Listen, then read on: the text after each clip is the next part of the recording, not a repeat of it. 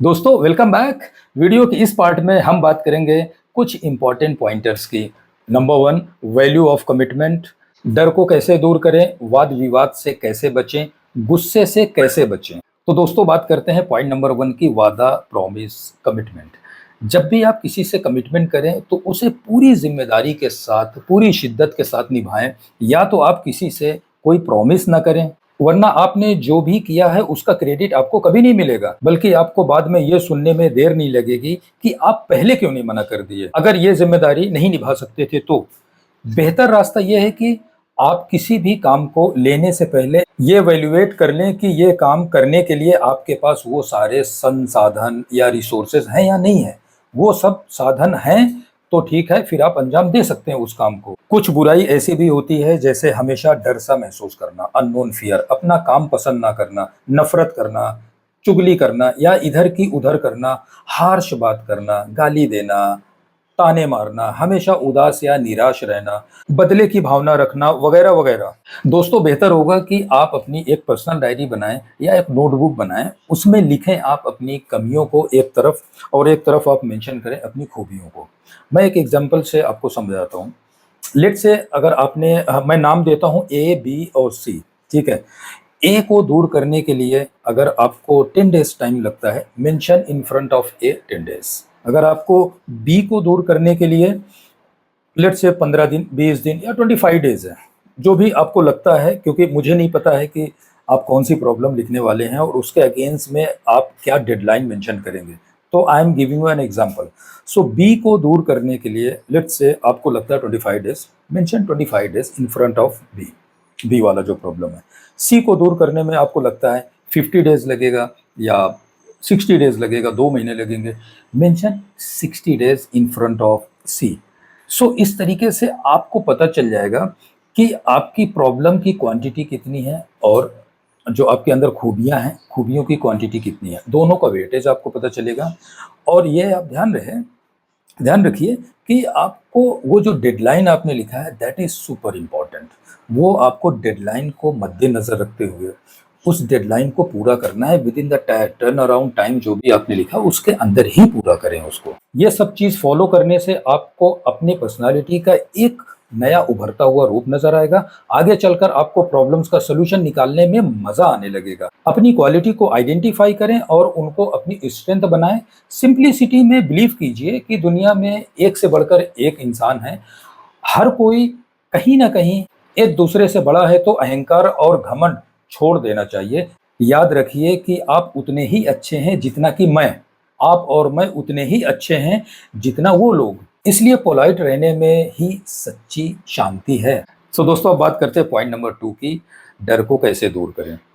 डर, low confidence, health की चिंता, घबराहट, घरेलू झगड़े, वाद विवाद, हेल्थ की चिंता, ये सारी चीजें आपको दीमक की तरह खा जाएंगे। दोस्तों टेंशन और नाउम्मीदी निगेटिविटी को बढ़ाती है और जीने की चाह को दबाती है। एक रिसर्च है, 90% जो घटनाएं हमारी ज़िंदगी में होती हैं या हमारे जो दिमाग में होती है, वो असल में रियल में वो घटनाएं होती ही नहीं है। ये सिर्फ हमारे दिमाग की एक उपज है कि हम दिन रात सोचते ही रहते हैं कि ये प्रॉब्लम, वो प्रॉब्लम, ये प्रॉब्लम, वो प्रॉब्लम के बारे में ओवर थिंक या सेल्फ डाउट, ये सारी चीज़ें हम करते रहते हैं।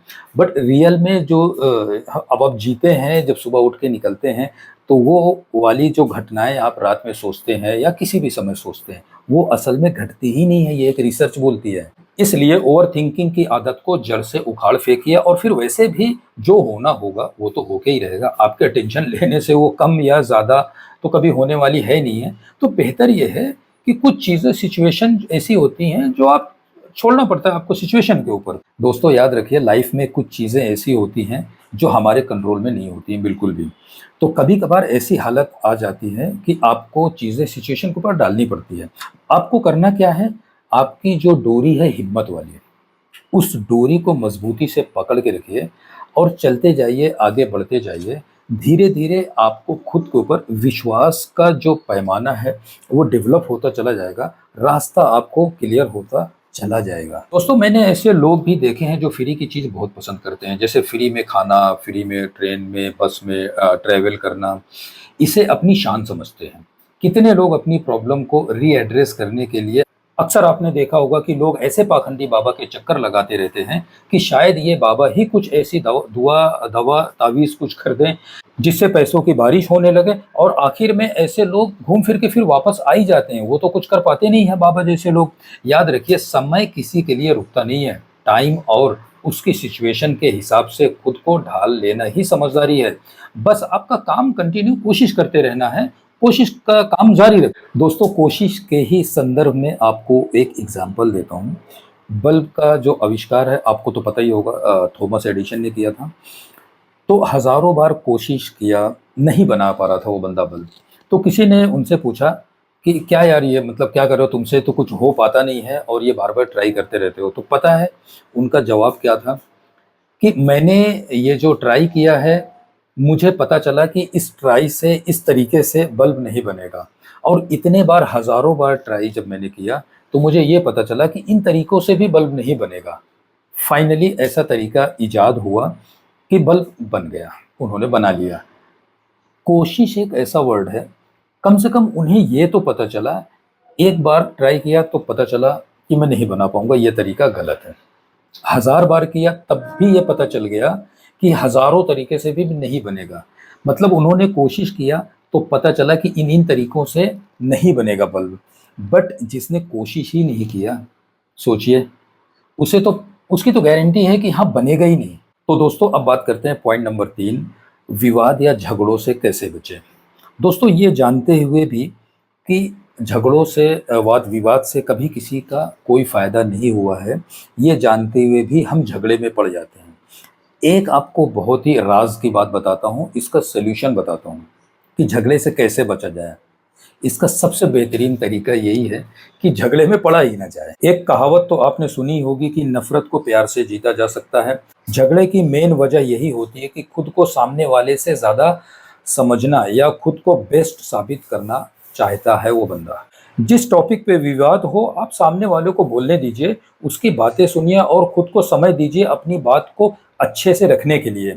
उसके विचार से उसी को मात दीजिए। इससे आपको पता चल जाएगा कि उसके पास क्या-क्या तर्क मौजूद है बोलने के लिए। आप पाएँगे कि गुस्से में उसने ऐसी बातें भी कही होंगी जो इलॉजिकल होंगी, जिनका कोई आधार नहीं होगा।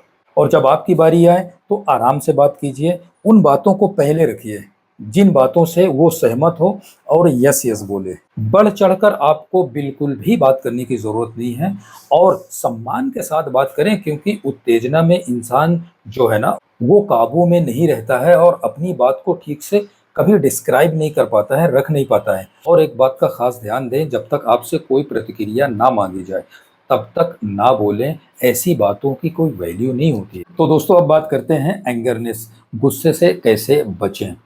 दोस्तों, गुस्से की एक बहुत बड़ी ख़ासियत होती है। जब इंसान गुस्से में होता है, एंगरनेस में होता है, तो वो इंसान की यानी सामने वाले की अच्छाइयों को एकदम नज़रअंदाज कर देता है, भूल जाता है। उस समय, उस मोमेंट में उसको उसकी खाली नेगेटिव चीज़ें, या ऐसा समझ लीजिए कि 100 आपने अगर अच्छा किया होगा, 100 में से 1-2 अगर आपने गलत किया होगा, तो 98 भूल जाएगा। सिर्फ़ 2 याद रहेगा जो आपने नेगेटिव किया है। ये गुस्से की सबसे बड़ी ख़ासियत होती है।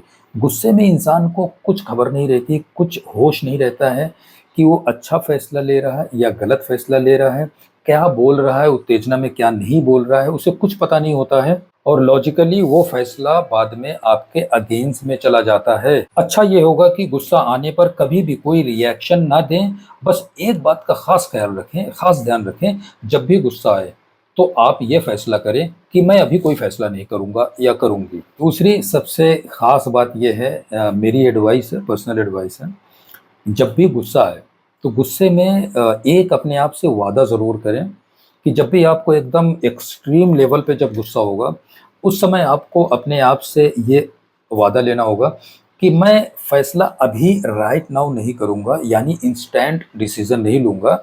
मैं कम से कम 24 आवर्स का पूरा समय लूँगा अपने डिसीज़न के लिए।